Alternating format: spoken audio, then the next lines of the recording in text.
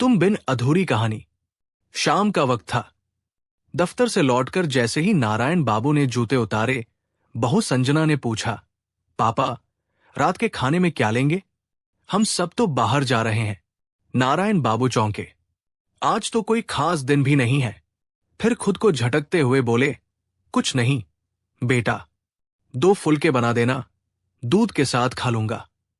पापा, सुबह की 3 रोटियां बची हैं, वही गर्म कर देती हूं, बहू ने कहा और अधूरी बात कहकर मुंह मोड़ लिया। नारायण बाबू समझ गए, बहू नई रोटियां नहीं बनाना चाहती थी, पर उन्हें सुबह की बासी रोटी खाकर गैस हो जाती थी। आज सुबह भी बिना मिर्च की सब्जी नहीं बनी थी, तब से खट्टी डकारें आ रही थी। इस उम्र में सुबह की रोटी नहीं खा पाऊंगा। 2 ही बनाओगी तो क्या दिक्कत है? जितना काम 2 में होगा उतना 10 में भी, उन्होंने मुस्कुराते हुए कहा। संजना ने मुंह बिचकाते हुए भुनभुनाया, 2 रोटी बनाने में इतनी आफत, हमने क्या ताजमहल मांग लिया है? और रसोई की ओर बढ़ गई। नारायण बाबू के कानों में जैसे गर्म सीसा उतर गया हो, लेकिन उन्होंने कुछ नहीं कहा। गुस्सा भी अब वही आता है जहां कोई सुनने वाला हो।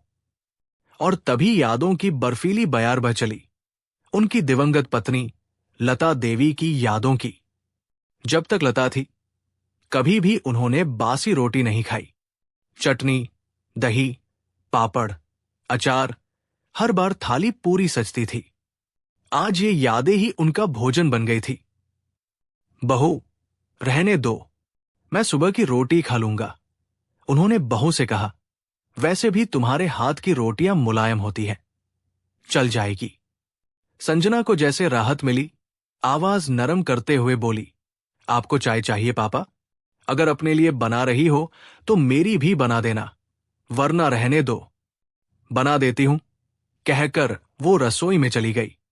नारायण बाबू ने सोचा, घर है, संपत्ति है, बैंक बैलेंस भी है, पर 2 ताजी रोटियां और एक प्याली चाय के लिए भी उन्हें मोहताज होना पड़ता है। जिन बुजुर्गों के पास ये भी नहीं है, उनका क्या होता होगा? कुर्सी पर बैठकर आंखें मूंदी तो लता फिर सामने आ गई। कहती थी, थोड़ा बहुत रसोई काम सीख लो, पता नहीं कब जरूरत पड़ जाए। पर तुम तो चाय बनाना भी नहीं सीखे। लता की आवाज उनके कानों में गूंज रही थी। उनकी आंखें नम हो गई। लता के रहते उन्हें कभी कुछ नहीं करना पड़ा। कपड़े का व्यापार, पैसा, सब उन्होंने संभाला। और गृहस्थी को लता ने, ना कोई फिजूल खर्ची, ना गहनों का मोह, ना होटल बाजार की ललक। बस परिवार की खुशी में खुश रहना ही लता का धर्म था। और वो खुद कभी भी उसका प्यार शब्दों में नहीं कह पाए। काश एक बार आई लव यू कह पाता।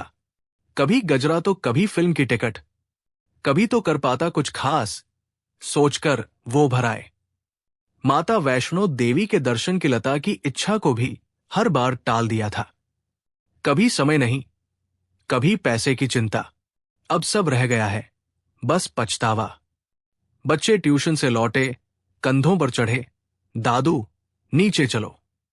बस यही कुछ पल होते हैं जो उन्हें फिर से जीवन से जोड़ते हैं। तभी बहू की आवाज आई, दादू को छोड़ दो, हम पार्टी में जा रहे हैं।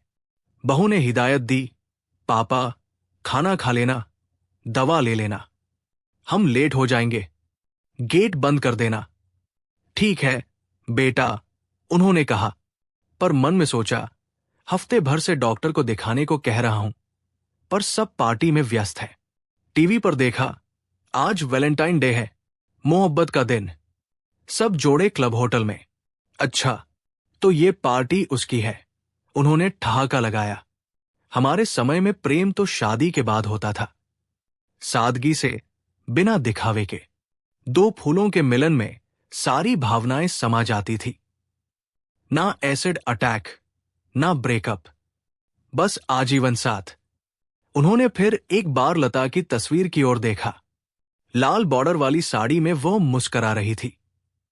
वो फोटो से कहने लगे, मैंने तुम्हें जीवन भर प्यार किया लता।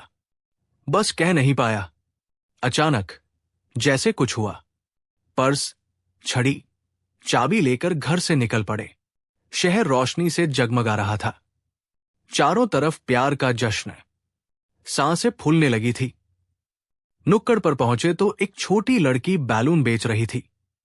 दादा, बैलून लोगे? लता को गुब्बारे बहुत पसंद थे। बच्चों के साथ खूब खेलती थी। उन्होंने उस लड़की को 200 रुपए दिए और सारे बैलून खरीद लिए। हाथ में रंग बिरंगे बैलून लिए सड़क के बीच खड़े होकर उन्होंने जोर से पुकारा, लता, आई लव यू। सांस तेज होने लगी, फिर लड़खड़ाए और जमीन पर गिर पड़े। आई लव यू, लता, उनके अंतिम शब्द थे। लोग इकट्ठा हुए, शोर मचने लगा। पर नारायण बाबू अब किसी शोर से परे शांति में थे। वो अपनी अधूरी बात पूरी करने लता से मिलने निकल चुके थे। सीख, समय रहते अपने प्रियजनों से प्रेम जताइए।